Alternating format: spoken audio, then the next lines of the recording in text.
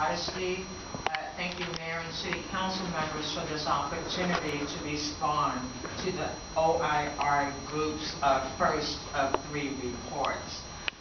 First, I want to say thank you for contracting to have these independent reviews done.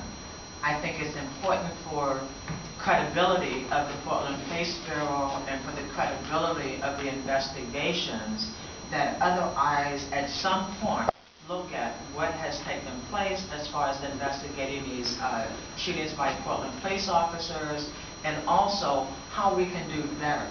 So not just Portland police officers get to go home, but community members get to go home, or to a mental health facility, or to get the kind of help that they need. We are in a crisis stage in this community where we have community members who really don't want to call the Portland police if there is a problem in their community.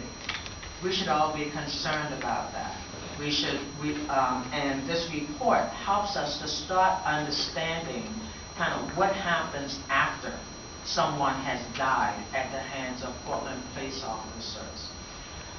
I would like to find out if someone is responsible for the oversight of the plan to address racial profiling.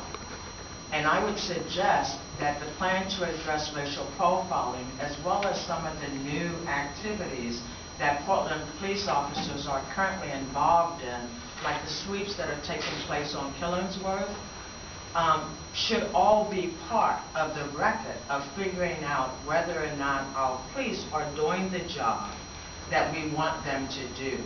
If we really want to create a community policing force that has the respect and the cooperation of community members, we can on one hand say that we're doing good community policing, and at the exact same time stopping every black and brown kid on Killingsworth Street.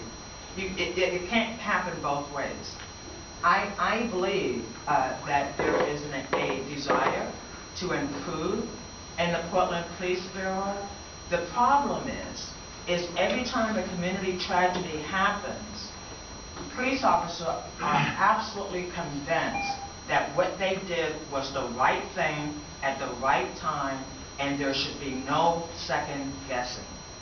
Well, we have been for over 10 years, the AMA has been asking for us to have the policy and the training connected, because we believe that chiefs have come and gone and made good public policies, but it has never translated to the officer on the street.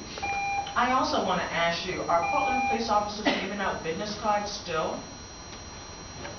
In September of 2010, when Chief Rosie Sizer submitted her report on her plan to to address racial profiling, she said that there would have to be some resources committed to that process. I have talked to Chief Mike Reese several times, asked him if he had read the report, if he used it in his budget negotiations to figure out what investments he had to make sure people that are black and brown are not being targeted by the police.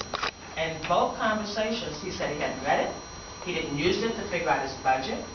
And the City Council, I have to say, I'm about to finish up, Mr. Mayor, but I have to say that in September of 2009, you said we'd come back in 6 months. There's been no City Council meeting at all to talk about what's happening in this community around the issue of racial profiling.